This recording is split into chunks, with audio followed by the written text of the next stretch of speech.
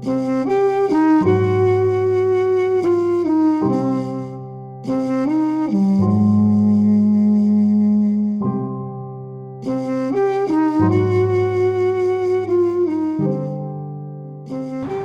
I'm Eric Cheever, Collections Curator here at the Stearns History Museum. Join us today as we go on a local road trip looking for some of the more iconic and interesting pieces of Stearns County's physical past. So today we're heading to the east side of St. Cloud, which for years was the gateway to the city. The reason for that is, until fairly recently, both major transportation arteries ran through that part of town. If you've spent any time in the St. Cloud area, you have most likely seen this picture. It is probably the area's most iconic and widely used image, appearing on everything from restaurant walls to travel literature. The picture was taken in 1924. The primary subject of the photo, namely the large St. Cloud sign, was constructed by the St. Cloud Automobile Club over what was then said to be the longest paved road in the United States, the Jefferson Highway. The sign was meant to celebrate the coming of a new era in motoring and welcome people to the business district of St. Cloud, St. Germain Street, St. Cloud's own electrified Great White Way. The Jefferson Highway, touted as the Palms to Pines Road, began in 1916 as an ambitious project designed to join the southern states to the north and into Canada. This was not a government-funded project, but one paid for and planned by local municipalities in an alphabet soup of local clubs, including car and booster clubs. That meant that each city and town had a say as to the route of the road. This laid the groundwork for much competition and conflict. Construction began in New Orleans in 1916, and by 1922, the pavement extended north through Louisiana, Texas, Oklahoma, Kansas, Missouri, Iowa, and into Minnesota to Minneapolis and St. Paul. From there, the idea was to head north on the east side of the Mississippi River through St. Cloud, Little Falls, Bemidji, and finally ending in Winnipeg. To the local St. Cloud boosters, this was a problem. If you've ever driven north on Highway 10, you know that most of St. Cloud businesses and all of Stearns County lie on the west side of the Mississippi. Something clearly had to be done. To the consternation of those on the east side, the road was plotted in a convoluted, circuitous route across the river through downtown St. Cloud and back to the east side, not even a mile up the road. Over the years, there has been much confusion over where the original route actually lay. From the research we have done, this looks to be it, or close to it. So the original path went around the Reformatory, which is here, up what is now Minnesota Avenue, into Riverside Park, along what became Riverside Drive,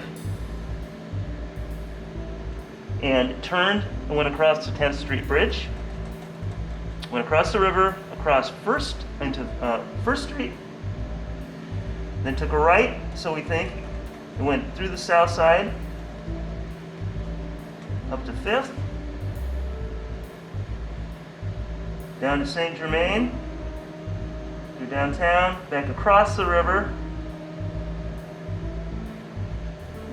and up to Lincoln, where it headed north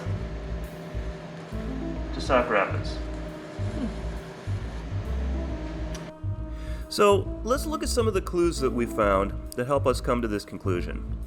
First, from a February 1917 edition of the Journal Press, we have this photograph that was taken right here on the River Road, where it curves.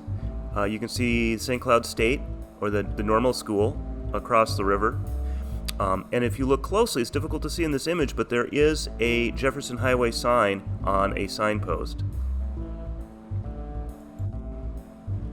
Next, we have two postcards taken just before the Jefferson Highway was paved. Both say Jefferson Highway and River Drive. The first photo of the bridge looking north on the Mississippi River was taken right here, again looking this direction. And the next one, the photographer walked across the road and took the picture facing south.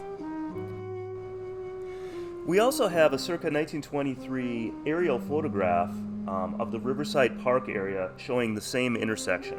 We have the 10th Street Bridge, and if you look closely at the west side of the bridge, you can see the traffic pattern. You can see where the traffic would cross the bridge going west and then take a right on First Street. Very obvious heavy traffic pattern there. And interestingly enough, the overbed cabin is very visible in the Riverside Park area.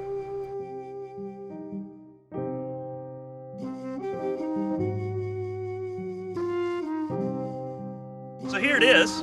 Here's what's left of the old Jefferson Highway. You can see it's currently being used as a park trail. No more highway traffic. So these steps are one of the few recognizable features from some of the historic photos that we've got. You can see where the original roadbed followed the curve of the retaining wall and went up the hill.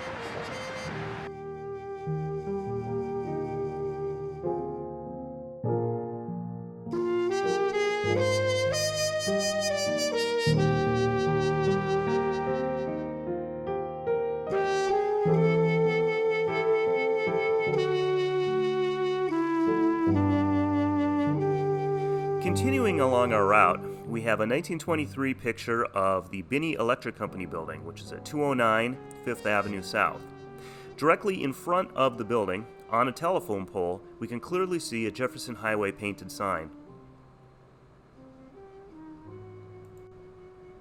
From 5th Avenue, the motorist would take a right on St. Germain, going through downtown, and crossing the St. Germain Bridge.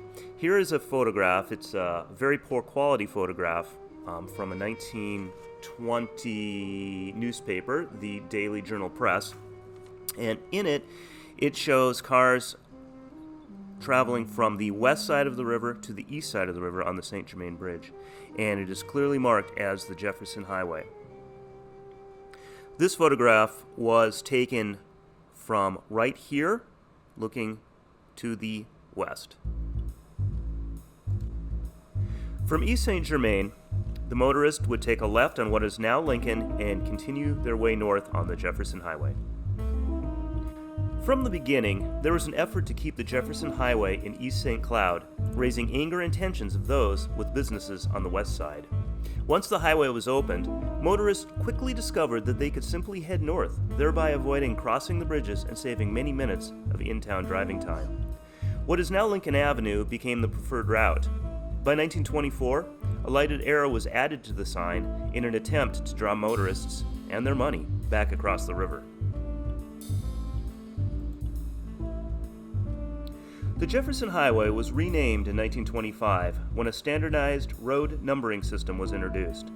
In 1959, Highway 10 was moved to the east, and Lincoln Avenue was left to its own devices. Lincoln Ave still carries with it a sense of time and place.